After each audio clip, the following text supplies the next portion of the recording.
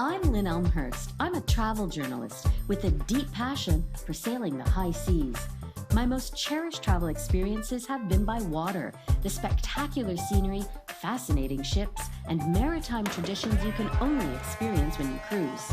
When the whole world went into dry dock, I bided my time by diving into my library of footage to relive some of my favorite travel memories on the world's greatest cruises. Many European river cruises wind through several countries, but a cruise along the Rhone is a purely French affair.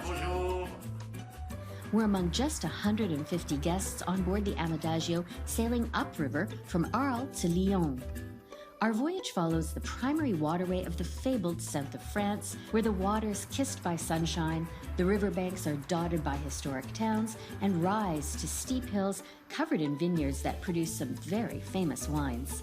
No surprise, that land also nurtures some of France's iconic flavors.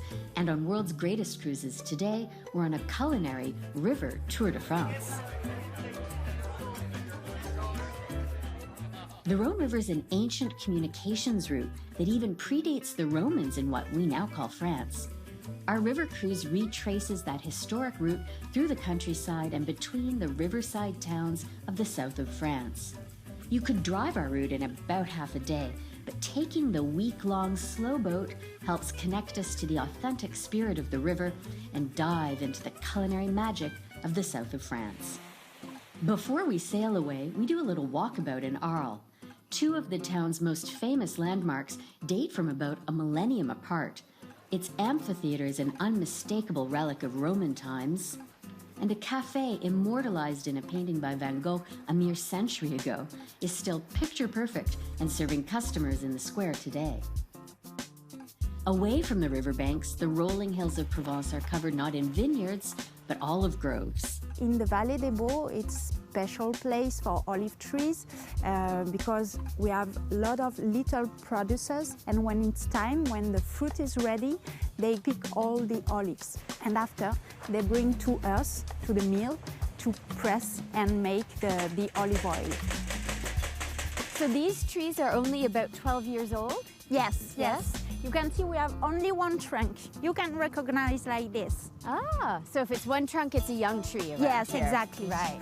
Oh, we haven't got the rake. The most important. It looks like something I would use at the beach. Yes.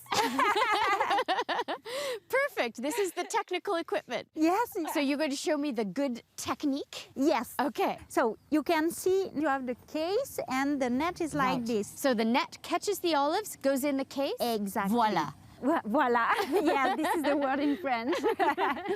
So you take the branch and like this. Oh, so you get lots of leaves too, I see. Yeah. You want to try? Of course I do. Thank you. And once we begin a tree, we harvest all the olives. Ah, and you're not worried about getting... Quickly. Oh. No, work faster. So how many, we didn't get too many, how many olives, or what's the weight of a good tree? Would you say, oh, this was a good year? So the average is 20 kilos per tree. And 20 kilos then makes 20% of that would become olive oil. 4 liters. 4 liters of olive oil from one tree on average per year. Yes. So olive oil should be more expensive.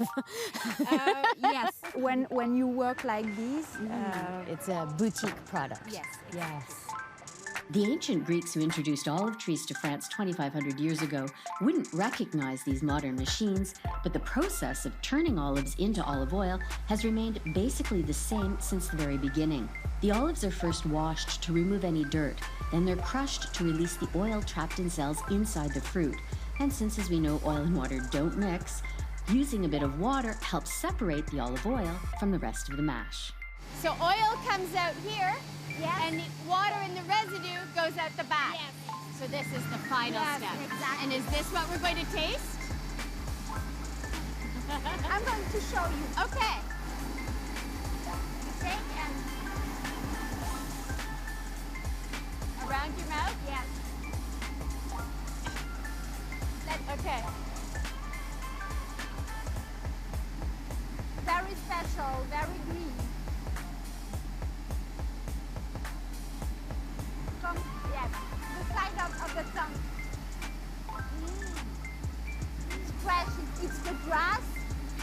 beach, huh? But you're right, so fresh and the grass is amazing.